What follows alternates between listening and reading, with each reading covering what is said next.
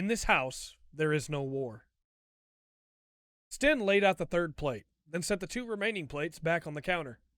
They had not needed 5 plates in some time. The door opened behind him, and he found himself smiling. "Spaghetti again, Sten?" King Hadron of Iskandar asked, reaching up and taking off his crown of gold and emerald. "If the 2 of you could agree more," Sten began, checking the heat on the stove, "then we could try new things." Hadron opened his mouth to reply, but a knock on the door stopped him. It opened, and moments later King Tolan of Canard stepped through. He nodded to them, then removed his crown of silver and sapphire. Tolan glanced around, then nodded again. "The storm from earlier this year did not affect you much then, Sten." Sten smiled, trying to cover the pain in the question. "Nope. There was a bit of damage, but not enough I couldn't fix it." "If you had sent word," Hadron trailed off, realizing how weak it sounded. "No need," Sten cut in, motioning to the pot full of noodles. Tolan nodded and lifted it. Sten ladled out noodles onto each plate, Tolan following him as he did so. "If I had sent word to you, Hadron, Tolan's people would have viewed it as an insult. And if I had sent word to Tolan, well, you know the rest," Sten continued, putting the ladle back into the pot and motioning for Tolan to return it. "This house is the only place we can be brothers." Sten set a loaf of bread down in front of Hadron, and Hadron tore chunks off for each of them. "This burden should not be on you," Tolan replied. "I'm just glad to see you both," Sten answered, sitting down. Tolan looked to Hadron, and the 2 sat as one.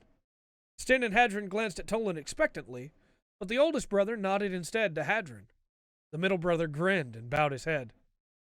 "May Almighty Polendara grace this house of peace and the memories that remain within." Tolan glanced to his right, then chuckled and reached for his fork. "It has been some time since I have been able to eat freely." Hadron paused, his fork almost to his mouth. "Poison?" Tolan nodded. "Indeed. It cost me one of my best generals. I will admit to being concerned it might have been your doing, Hadron." "I would never!"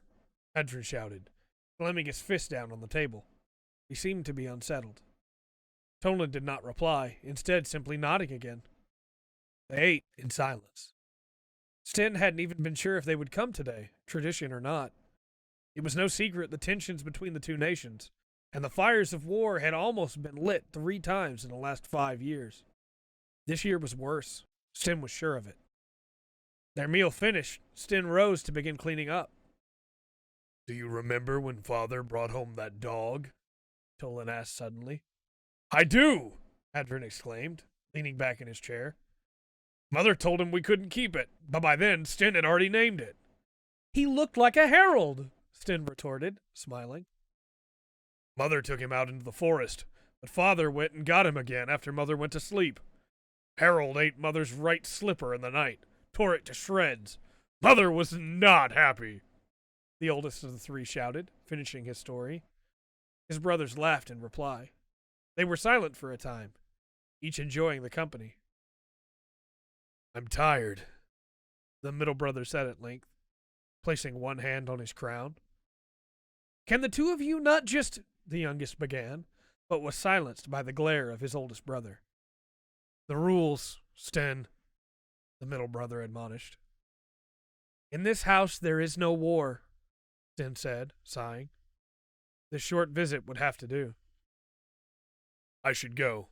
I'll see you in 4 days' time, Hadron," Tolan said, then lifted his own crown and placed the weight upon his head. He smiled at them, then was out the door, yelling to an attendant. "As should I," Hadron said, standing. "See you next month, Sten." And he too was gone. "If you both survive," Sten replied, sitting down in his chair again.